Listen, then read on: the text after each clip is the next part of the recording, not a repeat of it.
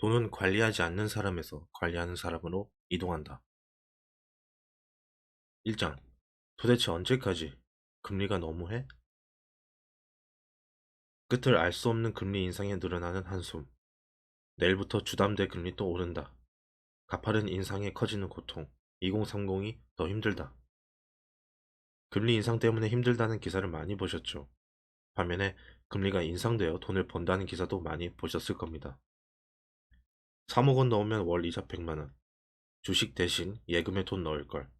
은행 금리 5% 시대. 금리가 너무하다고 생각하시나요? 금리를 알면 경제 상황을 알 수 있고 투자도 잘하고 내 자산도 지킬 수 있습니다. 그럼 금리란 과연 무엇일까요? 금리의 상황에 따라 여러 가지 뜻으로 표현됩니다.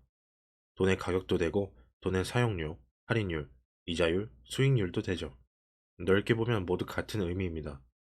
다만 돈의 가격이나 할인율이라고 하면 확 와닿지가 않습니다. 금리를 가장 쉽게 설명하면 빌려준 돈이나 빌린 돈에 붙는 이자입니다. 돈을 빌린 만큼 빌려준 만큼 쳐주는 대가. 은행에 방문해서 1년 만기 정기 예금을 가입하면 1년 뒤에 원금과 이자를 받습니다.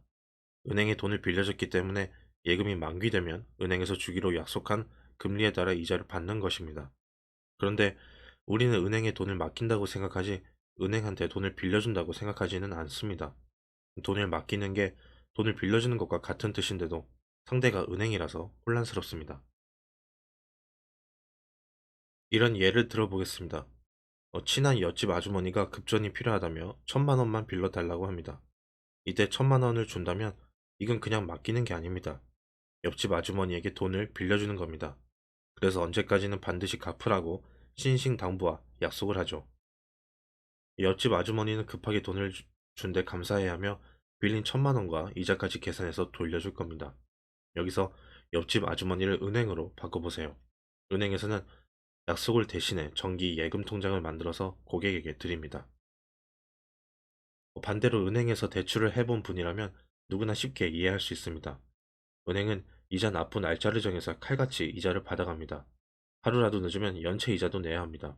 이것을 대출 금리, 대출 이자라고 합니다. 저도 평범한 직장인이라 아파트 담보대출이 있어서 매달 원금과 이자를 갚습니다. 원금과 이자를 내는 날이면 열심히 번 돈이 통장에서 빠져나가니까 허탈하기도 하고 아깝기도 한데요. 다시 생각해보니 은행에서 돈을 빌려주지 않았다면 집을 장만하기가 어려웠을 겁니다. 머리로는 대출이 고마운 일이란 걸 알지만 왠지 은행이 야속한 건 어쩔 수가 없습니다. 이 아이러니한 생각을 바꿔보겠습니다.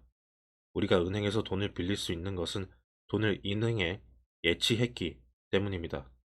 만약 저같이 은행에서 돈을 빌린 사람들이 돈을 갚지 않는다면 은행은 당신이 빌려준 돈을 돌려주지 못할 것입니다. 극단적인 상황이라면 은행과 당신 모두가 망하게 됩니다. 그럼 돈을 빌리고 갚지 않은 이들을 원망하겠죠. 그래서 은행은 돈을 빌려간 사람들에게 어떻게든 대출 이자를 잘 받아내서 은행의 돈을 예치해준 고마운 고객에게 원금과 이자를 돌려주려는 것입니다. 돈을 빌리는 입장이 아닌 빌려주는 입장으로 고민해보니 대출 이자를 더 잘 내야겠다는 의지가 샘솟네요. 경제를 이끄는 사람들의 금리에 대한 생각. 저는 현재 은행 지점에서 일하고 있는데요. 은행에 방문하는 고객들이 이런 질문을 많이 합니다. 요즘 이자가 얼마예요? 1년 정기 예금하면 얼마나 받을 수 있나요? 어제 금리 올렸다고 하는데 지금 말한 금리가 최선인가요? 대출 금리를 묻는 고객보다 예금 이자를 묻는 고객이 훨씬 많습니다.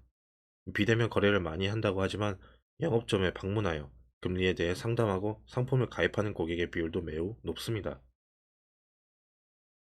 은행과 금리는 우리의 삶에 밀접하게 관여합니다.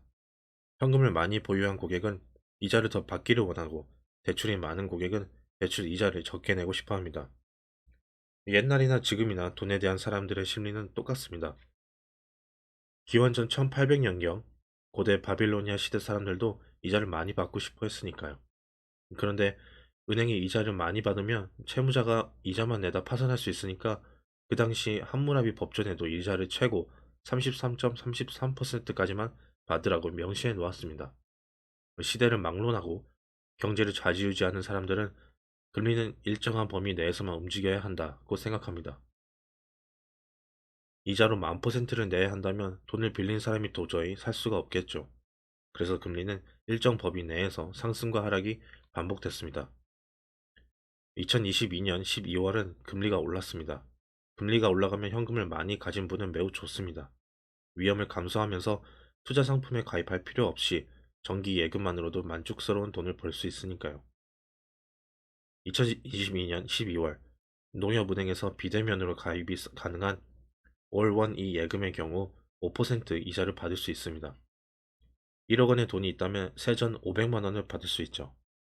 반면 수신금리가 5%이기 때문에 대출을 받으려는 분들은 당연히 5%보다 높은 대출 이자를 내야 합니다.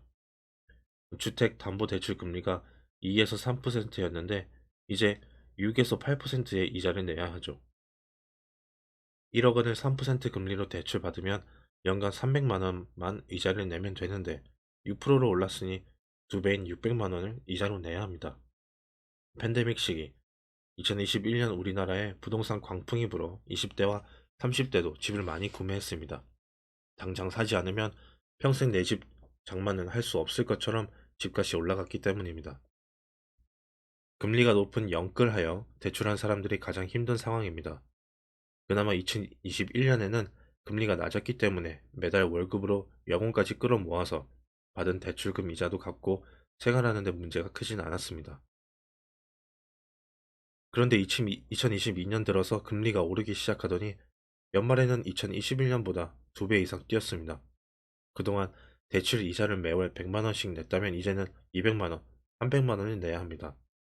불과 1년이 채 안 되는 기간 급격하게 금리가 오른 만큼 급여도 올랐다면 괜찮았지만 아시다시피 급여는 거의 오르지 않았습니다. 월급은 정해져 있는데 이자 부담이 늘어나 생활비를 감당하기가 어려워졌습니다.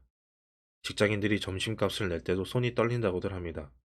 만약 2022년에 금리가 오를 것을 예상했다면 2030 세대가 집을 무리하게 구매했을까요?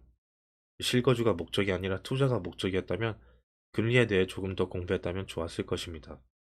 금리에 대해 알았다면 감당 못할 대출을 받지도 않고 집을 구매하지도 않았을 테니까요. 어찌되었든 좌절하고 있기보다는 반성하고 배우고 성장해 나가면 됩니다. 꼭 기억할 것은 경제를 이끌어가는 사람들은 금리가 일정 범위 내에서 움직여야 한다고 생각한다는 점입니다. 즉, 금리는 다시 내려갈 것입니다. 지금 많이 힘들더라도 참고 기다려야 합니다. 금리 사용 설명서. 금리는 일정한 범위 내에서 움직입니다. 즉, 지금 금리가 높다고 해서 앞으로도 계속 이자를 많이 받을 것이라 생각하며 미래를 설계하면 안 됩니다. 반대로 금리가 계속 올라가니까 더는 버틸 수 없을 것이라 생각하며 후회하고 좌절하지 않아도 됩니다.